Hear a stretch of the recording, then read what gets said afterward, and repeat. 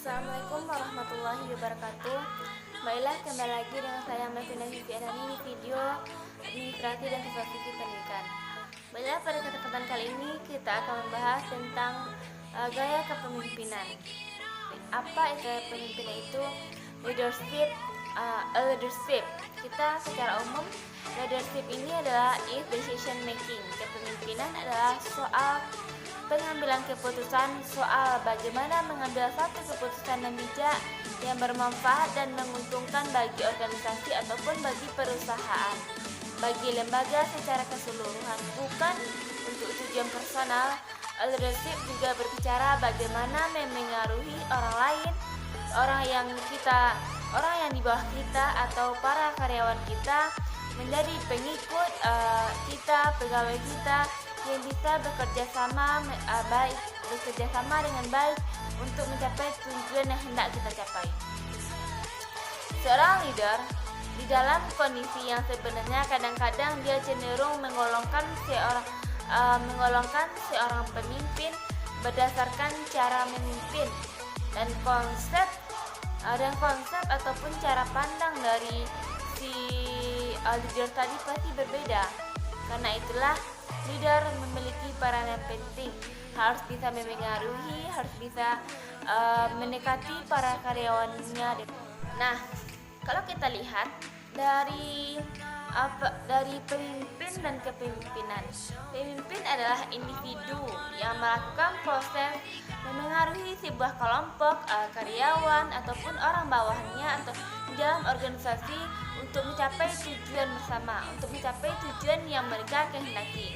Sedangkan kalau kepemimpinan adalah sifat yang diterapkan individu untuk bertindak sebagai pemimpinkah, untuk memengaruhi anggota kelompoknya untuk mencapai sasaran dan tujuan yang telah mereka sepakati untuk tujuan bersama. Untuk itu pemimpin memiliki gaya kepemimpinan dalam organisasi. Pasti seorang pemimpin mampu mengakomodasikan sebagian besar orang ataupun berbagai latar belakang, budaya, kompetensi, ide, pendidikan, bahkan ras, keturunan, dan agama masing-masing. Untuk itu mereka harus saling berkontribusi untuk mencapai tujuan dari lembaga dan kepemimpinan tersebut. Setidaknya ada 9 gaya kepemimpinan dalam organisasi yang berbeda satu dengan lain yang diterapkan oleh seorang pemimpin agar setiap anggota mau bekerja sesuai dengan arahan pemimpin tadi. Untuk itu mari kita lihat gaya kepemimpinan. Pemimpin sangat domain dan setiap pengambil keputusan dan setiap kebijakan, peraturan, prosedur diambil di ide sendiri dengan kesepakatan bersama. Kepemimpinan jenis ini memusatkan kekuasaan pada diri sendiri. Ia membatasi inisiatif dan daya pikir pada anggota. Pemimpin yang otoriter tidak dapat memperhatikan kebutuhan dari bawahnya dan cenderung berkomunikasi satu arah, yaitu atas pemimpin di bawah anggota. Jenis kepemimpinan ini biasanya dapat ditemukan di akademi kemiliteran dan kepolisian. Untuk itulah yang pertama kita membahas tentang bagaimana gaya dari kepemimpinan otoriter tersebut. Nah, selanjutnya kita membahas tentang gaya kepemimpinan dari kepemimpinan birokrasi. Gaya kepemimpinan ini biasanya diterapkan oleh sebuah perusahaan ataupun lembaga yang akan efektif apabila setiap karyawan mengikuti setiap alur prosedur yang dapat dan melakukan tanggung jawab rutin secara setiap hari. Mungkin kegiatannya itu secara terus-menerus setiap hari. Untuk itu tetap saja gaya kepemimpinan ini tidak ada ruang bagi anggota untuk melakukan inovasi karena semuanya sudah diatur dalam tataran prosedur yang harus dipatuhi setiap lapisannya. Untuk itu kepemimpinan ini dibatasi oleh pemimpin, karena mungkin tidak semua anggota bisa melakukan yang dikehendaki. Nah, selanjutnya gaya kepemimpinan partisipatif. Apa pula kepemimpinan partisipatif ini? Dalam gaya kepemimpinan ini, ide dapat mengalir dari bawah atau anggota lembaga karena posisi kontrol atau atas pemecahan suatu masalah, dan pembuatan keputusan dipegang secara bergantian. Pemimpin memberi ruang gerak bagi para bawahan untuk dapat berpartisipasi dalam sebuah keputusan, dalam sebuah prosedur, dalam sebuah rencana, serta adanya suasana persahabatan dan hubungan saling percaya antar pemimpin dan anggota. Untuk gaya kepemimpinan ini mungkin antara pemimpin dan para bawahan atau karyawannya akan bekerja sama, akan memiliki sifat yang terbuka. Nah, kita lihat tentang gaya kepemimpinan delegatif. Apa pula kepemimpinan delegatif ini? Kepemimpinan ini disebut sebagai Dailes Affairs, di mana pemimpin memberikan kebebasan secara mutlak kepada para anggota untuk melakukan tujuan dan cara mereka masing-masing. Yang penting tujuan mereka sama, tapi cara untuk mencapai tujuan mereka bersama berbeda-beda. Pemimpin cenderung membiarkan keputusan dibuat oleh siapa saja dalam kelompok, sehingga terkadang membuat mereka semangat kerja tim pada umumnya menjadi lebih rendah. Jadi kepemimpinan ini sangat merugikan apabila para anggota belum cukup matang dalam melaksanakan tanggung jawab dan memiliki motivasi tinggi terhadap pekerjaan.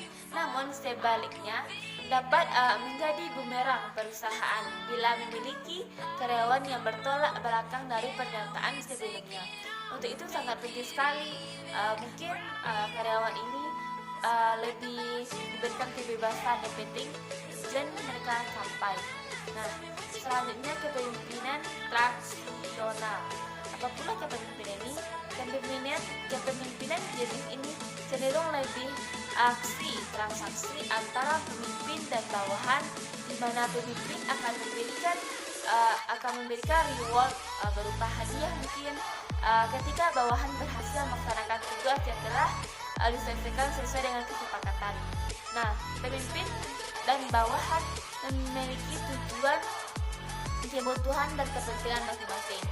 Mungkin kepemimpinan ini lebih memberikan semangat apabila memberikan support, memberikan reward, memberikan hadiah bagi para karyawannya yang memang pekerjaannya sesuai dengan keputusan bersama, sesuai dengan target, mungkin akan mendapatkan reward dari pemimpin. Untuk itu mungkin dengan itu mereka akan lebih semangat untuk mendapatkan reward karena pekerjaan mereka. Selanjutnya kepemimpinan transformasional. Apa pula kepemimpinan ini? Gaya kepemimpinan transformasional dapat menginspirasi perubahan positif pada mereka atau para anggota bawahan yang mengikuti.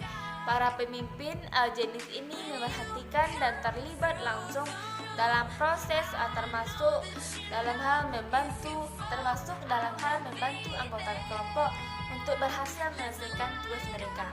Nah, pemimpin lebih cenderung memiliki semangat yang positif untuk para bawahannya, sehingga semangat tersebut dapat bergantung pada anggota untuk lebih bersinergi.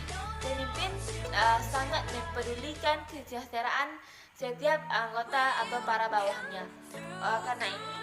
Karena kepemimpinan ini memiliki ciri khas mereka masing-masing untuk mencapai tujuan mereka. Nah, selanjutnya kepemimpinan melayani atau servants.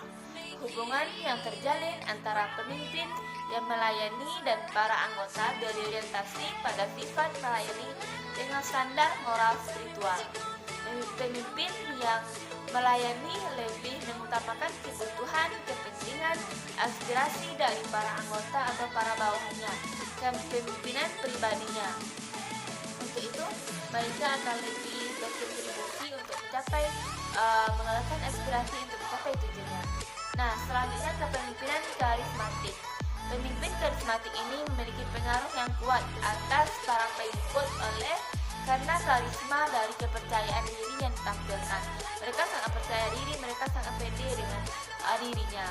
Para pengikut cenderung mengikuti pemimpin karismatik karena kagum dan secara emosional percaya dan ingin berkontribusi bersama dengan pemimpin karismatik. Pemimpin tersebut simbol dari setiap kemampuan yang mempesona. Ia memiliki terutama dalam meyakini setiap anggota untuk mengikuti setiap arah yang mereka inginkan. Nah, selanjutnya kepemimpinan situasional. Kepemimpinan yang menerapkan jenis kegiatan situasional lebih sering menyelesaikan setiap kepemimpinan yang ada dengan tahap perkembangan para anggota, yakni sejauh mana kesiapan dari para anggota melakukan setiap tugasnya. Nah, gaya kepemimpinan situasional mencoba membinasikan proses kepemimpinan dengan situasi dan kondisi yang ada. Nah, setidaknya ada 4 gaya yang diterapkan oleh pemimpin. Jenis ini diantaranya telling direction, memberitahu, menunjukkan, memimpin dan menerapkan. Selanjutnya selling conscience, yaitu menjual, menjelaskan, memperjelas dan bahkan membujuk. Selanjutnya participating dan supporting, yang dimana mengikutsertakan, memberikan semangat dan kerjasama bagi para bawahannya. Serta selanjutnya delegating, yaitu mendelegasikan mengawasi serta penjelasan. Kita lihat sekarang teori kepemimpinan. Setidaknya ada 3 teori kepemimpinan tentang asal-usul terbentuknya seorang pemimpin. Di antaranya itu teori genetik, yang dimana menyatakan bahwa pemimpin itu terlahir dengan bakat yang sudah tertanam di dalam diri pemimpin tersebut. Selanjutnya teori sosial, karena teori yang menyatakan bahwa seseorang itu menjadi pemimpin melalui latihan, kesepakatan dan pendidikan. Selanjutnya teori ekologis, yang dimana teori ini merupakan gabungan antara teori genetik dan teori sosial, karena teori ini sudah kita bahas dengan pertemuan sebelumnya. Sekarang kita bahas secara ringkas saja yang teori kepemimpinan tadi ya. Nah, selanjutnya sifat pemimpin, yang dimana ada beberapa sifat yang biasanya melekat pada diri pemimpin, yang diantaranya intelijensi, yaitu merupakan kemampuan berbicara, menafsirkan dan bernalar yang lebih kuat daripada anggota yang dipimpin. Pemimpin lebih bekerja keras, lebih berpikir keras daripada para anggota atau para bawahannya. Selanjutnya kepercayaan diri, kepercayaan dan kompetensi dan keahlian yang dimilikinya. Mungkin pemimpin akan lebih pede, pemimpin akan memiliki rasa percaya diri, rasa pede yang tinggi, yang lebih tinggi daripada para bawahannya, karena pemimpin memiliki tugas yang harus mereka emban sendiri. Selanjutnya determinasi, hasrat untuk menyelesaikan pekerjaan yang meliputi ciri-ciri seperti berinisiatif, kegigihan, mempengaruhi dan cenderung menyetir. Selanjutnya integritas, kualitas, kejujuran dan dapat dipercaya para anggota. Untuk itu pemimpin haruslah pandai-pandai, harus bisa melihat dari sekian banyak para karyawan, pasti pemimpin akan lebih memahami. Mungkin karyawan satu ini memiliki sifatnya seperti ini, tentu pemimpin akan lebih paham. Selanjutnya itu sosiabilitas, yang dimana kecenderungan pemimpin untuk menjalin hubungan yang menyenangkan, yang bersahabat, yang ramah, yang sopan, yang bekerja sama dan diplomatis, menunjukkan rasa sensitif terhadap orang lain dan percaya atas kehidupan mereka. Untuk itu para pemimpin haruslah bisa berpandai-pandai dan bisa berkomunikasi antara pemimpin yang satu dengan pemimpin yang lain. Kita tidak harus terpaku pada satu pemimpin. Nah, selanjutnya keahlian administrasi seorang pemimpin. Keahlian dibagi di bidang teknis, yang dimana kompetensi teknis khususnya kemampuan aktivitas dalam menggunakan alat teknik yang tepat. Selanjutnya itu keahlian manusia, kemampuan bekerja sama dengan orang lain. Selanjutnya kemampuan konseptual, kemampuan bekerja dengan berbagai gagasan dan konsep untuk mencapai tujuan mereka bersama. Ada karakteristik pemimpin ideal. Dari 9 gaya kepemimpinan tadi yang telah dijelaskan sebelumnya, sebenarnya ada karakteristik dari pemimpin yang harus dimiliki oleh setiap pemimpin di dunia.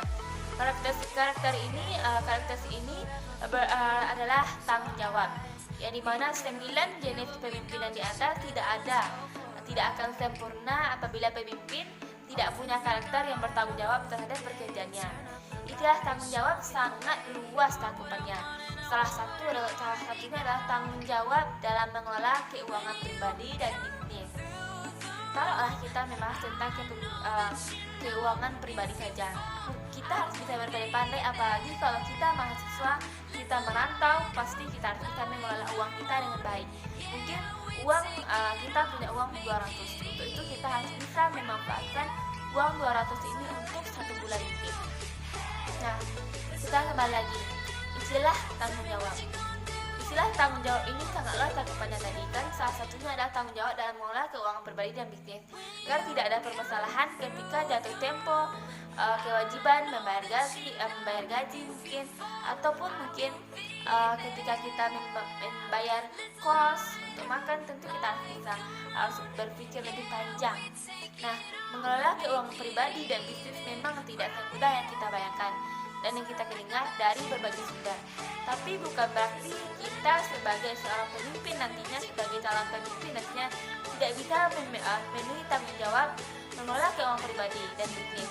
Ini hanya karena kita tidak punya wawasan yang tidak punya wawasan yang luas, tidak memiliki wawasan yang memang khusus di dalam bidang tersebut.